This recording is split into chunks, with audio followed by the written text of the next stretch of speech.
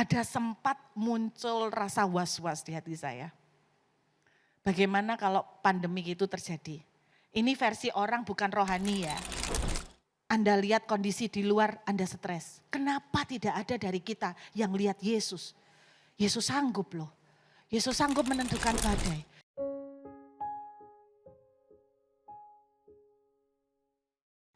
Saya masih ingat ada orang bilang begini, beberapa waktu lalu, tanpa sengaja saya tiba-tiba saya tuh membersihin handphone saya dari file-file yang tidak perlu. Jadi saya deletein. Ketika saya mendelete video-video, saya kaget karena sebelum saya delete saya kan lihat video apa. Ada sebuah video yang saya pernah terima tapi saya tidak merasa melihatnya. Jadi video itu belum pernah saya lihat. Pada waktu saya mendengar video itu, Bapak Ibu dengar baik-baik, saya cukup kaget. Karena video ini dibuat tahun 2024. Orang itu bilang gini, intinya orang ini pinter sekali. Dia pinter sekali membaca pergerakan dunia. Dia pinter sekali membaca kondisi politik. Bukan hanya politik Indonesia, tapi politik dunia. Lalu dia bercerita tentang apa yang terjadi pada zaman COVID.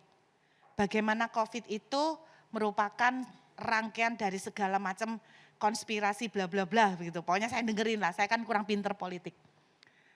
Tapi yang mengagetkan buat saya, dia bilang begini, bersiap-siaplah. Sebab di tahun 2025 ada kemungkinan gelombang pandemik akan diulang lagi. Bukan karena alam, tapi lagi-lagi konspirasi. Supaya apa? Menjual vaksin, bla bla bla, katanya begitu. Ya saya kayak gitu kan bodoh, nggak ngerti.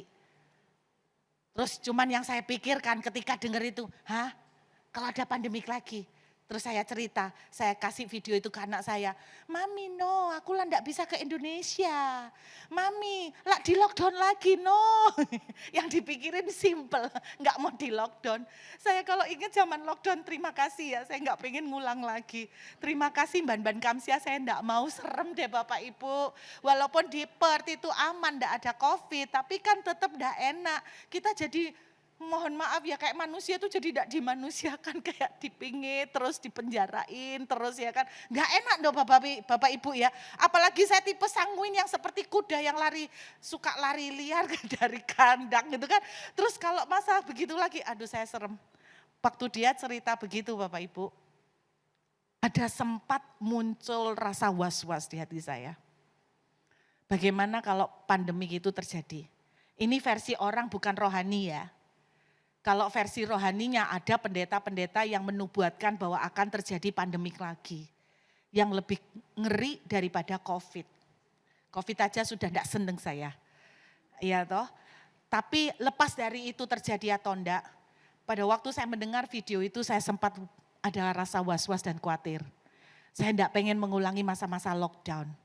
Saya tidak ingin mengulangi. Tapi kemudian saya sembahyang Bapak Ibu. Saya sembahyang.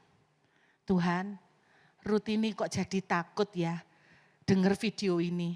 Gak jadi tak hapus. Karena mau tak dengerin lagi, tak dengerkan ke anak-anak. Kok ngeri ya Tuhan. Tuhan cuman sederhana bilang begini. Bukankah kamu sudah terlatih di zaman COVID? COVID itu sudah merupakan latihan. Kalau itu terjadi, maka itu bukan sesuatu yang akan lebih berat dari COVID. Sekalipun penyakitnya mungkin lebih berat, tapi COVID kita sudah latihan.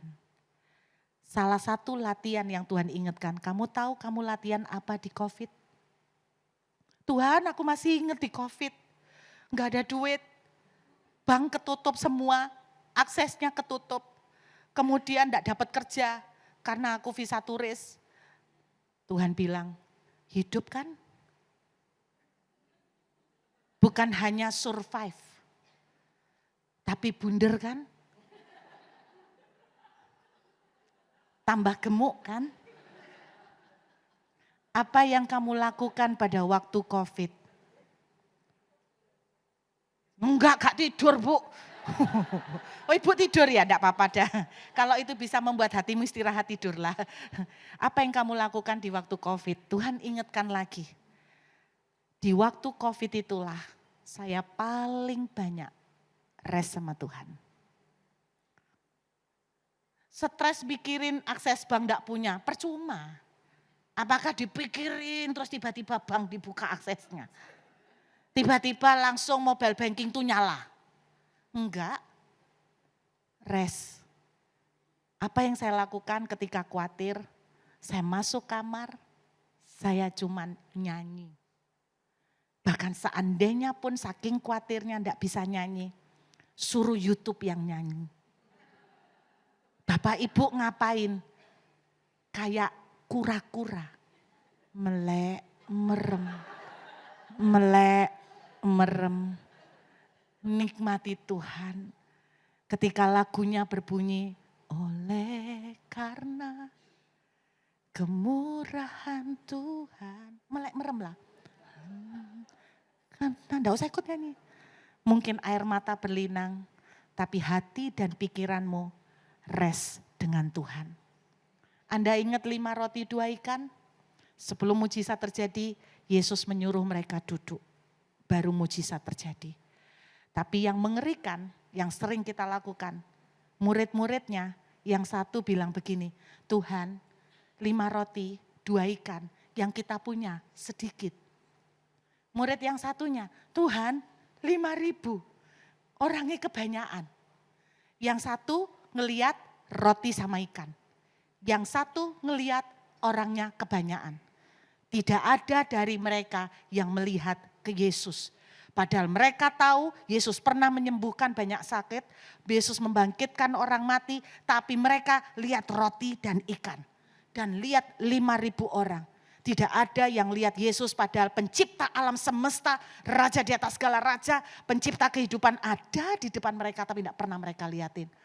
Saudara, ini yang harus kita kerjakan kalau mau mengalami favor. Rest, jangan lihat 5 roti 2 ikanmu. Anda lihat saldo, Anda stres. Anda lihat omset, Anda stres. Anda lihat kondisi di luar, Anda stres. Kenapa tidak ada dari kita yang lihat Yesus? Yesus sanggup loh. Yesus sanggup menentukan badai. Yesus sanggup membangkitkan orang mati. Aduh Tuhan, duit inilah kecil sih di tangan Tuhan. Omset itulah gampang sih. Tuhan lo mau ting gini aja, datang omset. Tuhan mau abrakadabra, belum ngomong abrakadabra, cuman tinggi aja. Bagi Tuhan cuman satu blink kejapan mata. Apa yang sulit buat Tuhan? Kenapa tidak ada dari kita yang melihat Yesus? Saya berdoa, Anda jangan lihat 5 roti 2 ikan dan 5.000. Jangan fokus anakmu yang keras. Jangan fokus semakin hari dilihat terus semakin keras. Jangan fokus itu. Lihat toh Yesus itu loh. Yesus itu gini aja jadi lembut. Bisa enggak? Yesus itu menyentuh sedikit aja. Membuat sebuah skenario segampang itu buat Yesus untuk bisa ngerubah. Kenapa lihat dia terus? Lihat Yesus. Istirahat. Amin. Tuhan cuman katakan, nak, kamu sudah berlatih di zaman COVID. Kalau itu terjadi, lakukan hal yang sama. Rest. Istirahat.